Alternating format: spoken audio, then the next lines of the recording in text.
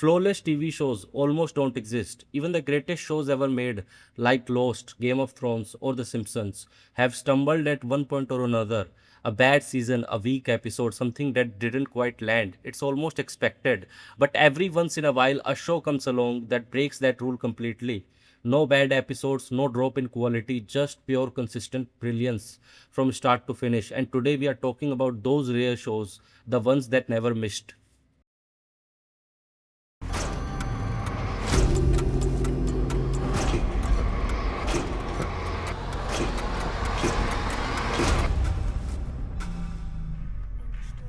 Some shows tell a story. Dark demands your full attention. This isn't background television. This is a puzzle layered, intricate, and relentlessly precise show. Created by Baran Bo Odar and Janse Friese, Dark begins with something deceptively simple, a missing child in a small German town. But what starts as a mystery quickly spirals into something far more disturbing. Four families, multiple timelines, and a truth that stretches across generations. At the center are characters like Jonas, played by Louis Hoffman, and Martha, played by Lisa Vicari. Two people bound together, not just by emotion but by time itself. Now, here's what makes Dark truly rare. Most complex shows stumble, they lose control, they create plot holes. Dark does the opposite. Across three full seasons, there isn't a single filler episode. Every detail matters, every line connects, every moment is part of a larger design. And that's because the creators didn't just start a story, they finished it before it even began. They knew exactly where it was going, how it would unfold, and how it would end. That level of planning is what makes Dark truly something extraordinary. Yes, the story is complex and at times even overwhelming, but it's never messy, it's never random, it's controlled chaos executed with absolute precision. And then there's the atmosphere. Cold, moody, unsettling. Every frame feels heavy with meaning, every silence builds tension. You are not just watching events unfold, you are trapped inside them. And when everything finally comes together, it doesn't just make sense, it hits you hard. Dark could have been a simple miniseries, a tight, condensed mystery, but by expanding across three seasons, it becomes something much bigger, a complete interconnected masterpiece that leaves no loose ends behind. This isn't just one of the best shows on Netflix, it's one of the most ambitious and flawlessly executed stories television has ever seen. And once you step into this world, there is no way out. This boy, Charles Levy, he was supposed to be the best. I had his pieces tied up in 15 moves. I mated him in 6 more with a knight-rook combination.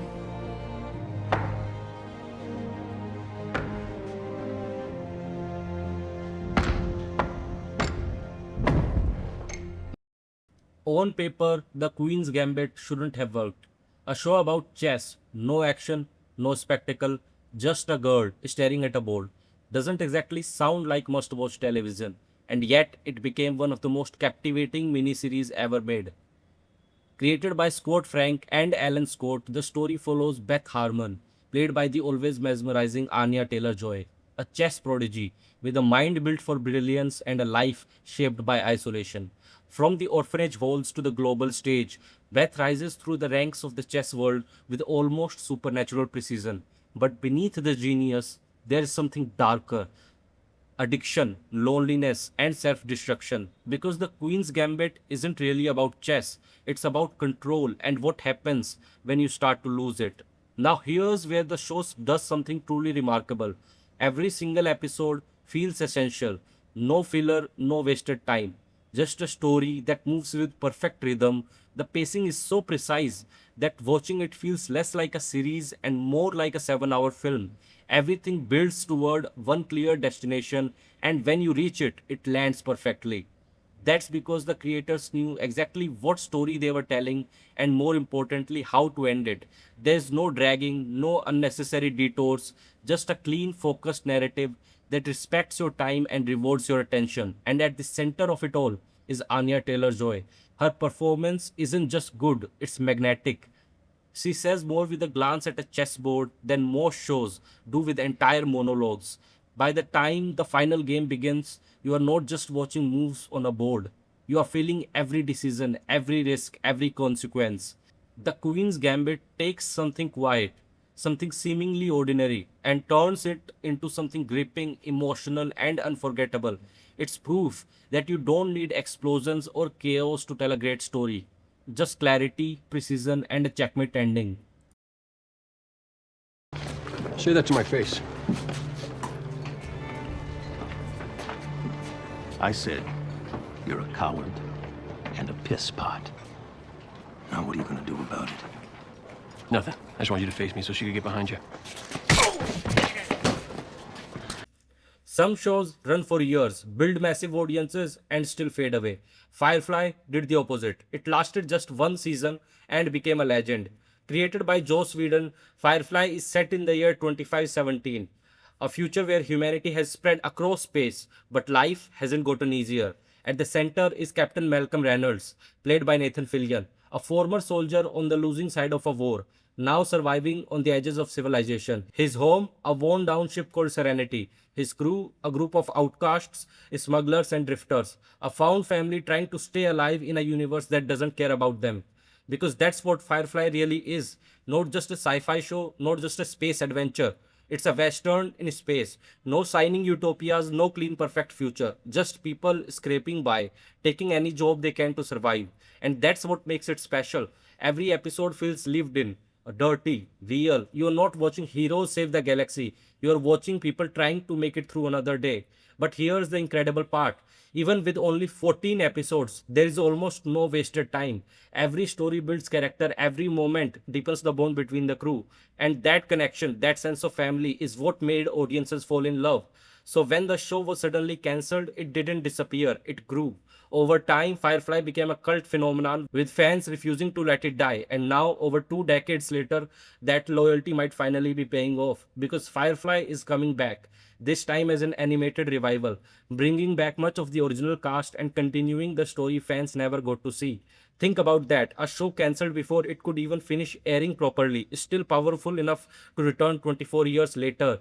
That doesn't happen by accident. It happens when a story connects, when characters feel real, when a world feels alive, even after it ends. Firefly may be short, but it burns brighter than most shows twice its length. And sometimes that's all it takes to become unforgettable. We had $1,600,000 in cash. We could have split it 50-50. What stopped us? I remember you saying something about doing the right thing. I don't even know what that means. In 2008, a show changed television forever. That show was Breaking Bad. It told the story of Walter White, played by Bryan Cranston, a man who didn't just break bad, he became a legend. And somewhere in that story, almost as an afterthought, was a fast talking lawyer named Saul Goodman.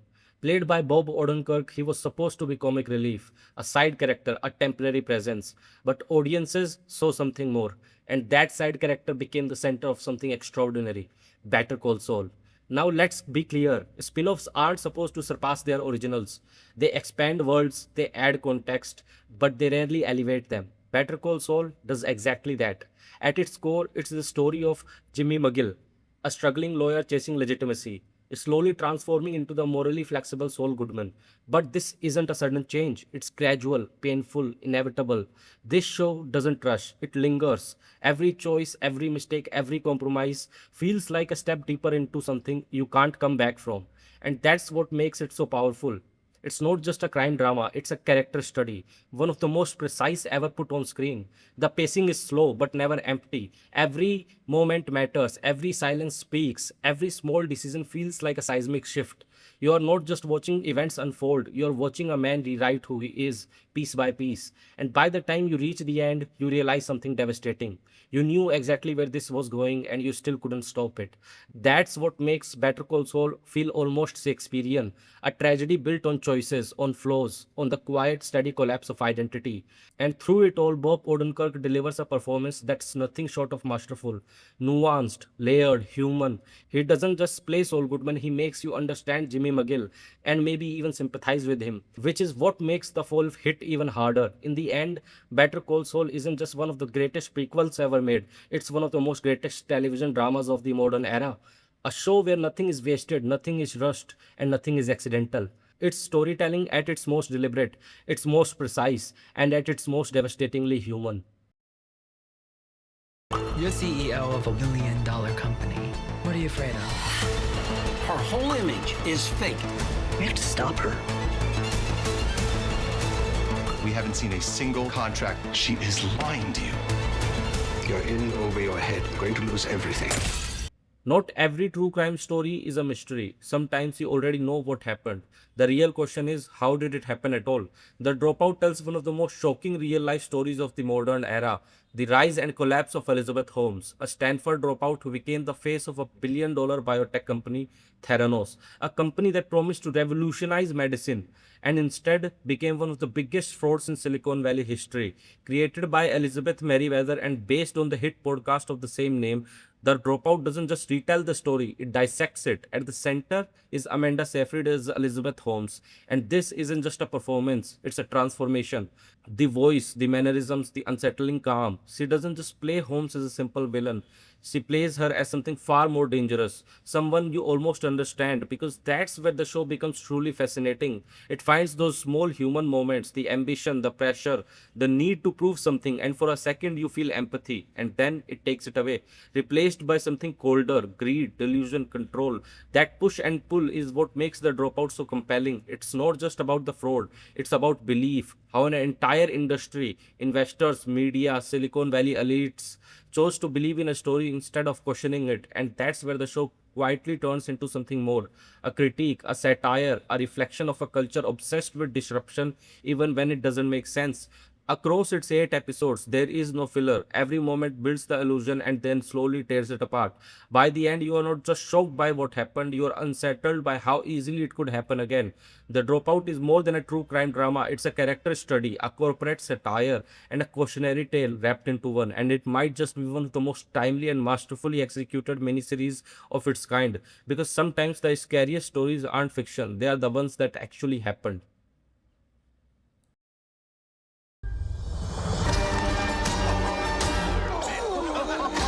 Do not cross me, or you will pay endlessly. This is science. Enjoy.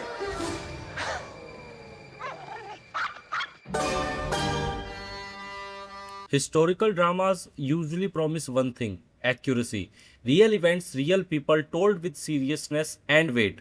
The Great does the exact opposite, and that's what makes it brilliant. Created by Tony McNamara, this isn't a traditional retelling of history. It's loud, it's absurd, and it proudly calls itself an occasionally true story. At the center is Catherine, played by Elle Fanning, a young idealistic outsider who arrives in Russia dreaming of love and enlightenment. Instead, she finds chaos because standing in her way is Emperor Peter III, played with chaotic energy by Nicholas Holt, immature, unpredictable, and completely unfit to rule.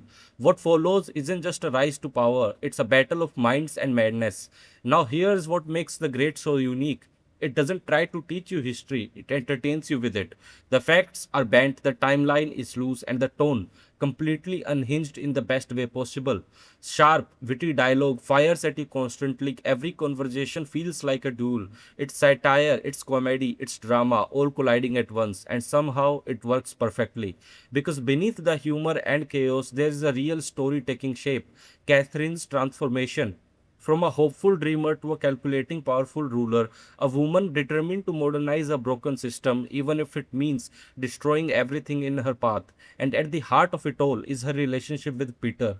It's not simple, it's not romantic, it's something far more complicated. A twisted mix of attraction, rivalry, and power, a love hate dynamic where affection and cruelty exist side by side, and you can never quite predict which one will win. Across 3 seasons, The Great never loses its edge. No filler, no drop in energy, just a relentless stream of bold storytelling, pushing its characters further and further. It's racy, it's violent, it's unapologetically chaotic, but it's also smart because hidden beneath the absurdity is commentary on power, progress, and control. The Great proves something unexpected. History doesn't always need to be serious to be compelling. Sometimes it just needs to be told differently, and when it is, you get something as bold, bizarre, and unforgettable as The Great.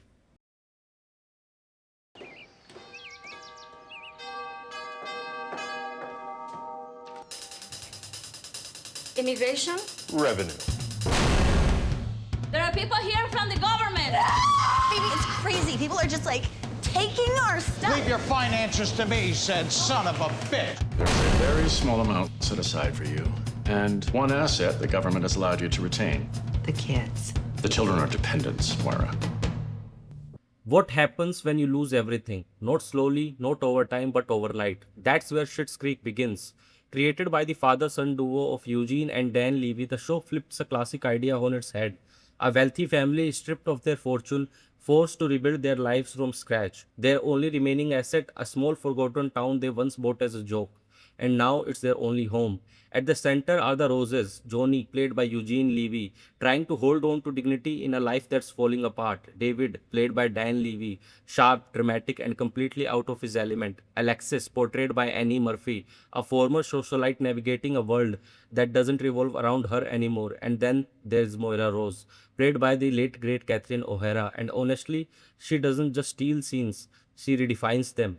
Now here's what makes Schitt's Creek special. It didn't start as a phenomenon. In fact, its early reception was quite mixed. But season after season, something changed. The writing got sharper, the characters got deeper, and what began as a simple fish out of water comedy turned into something far more meaningful. Because underneath the humor is a story about growth, about identity, about family, about learning who you are when everything you relied on is gone. The comedy is still there, quick, clever, and often ridiculous, but it's the emotional core that makes it unforgettable. The relationships feel real, the changes feel earned, and by the end, these characters aren't just funny, they are human. And then there's the recognition. Across its 6 season run, Schitt's Creek didn't just gain a fan base, it dominated awards, 9 Emmy wins, multiple Golden Globes, and a historic final season that swept the biggest categories. But none of that feels accidental because every season builds on the last. No shortcuts, no stagnation, just steady, confident storytelling that knows exactly where it's going. Schitt's Creek proves something rare. A comedy can make you laugh and still leave a lasting impact. It's not just about losing everything, it's about discovering what actually matters. And sometimes that's worth more than everything you had before. So, are there any truly flawless shows, or is perfection just subjective? I'm sure some of you already disagree with this list.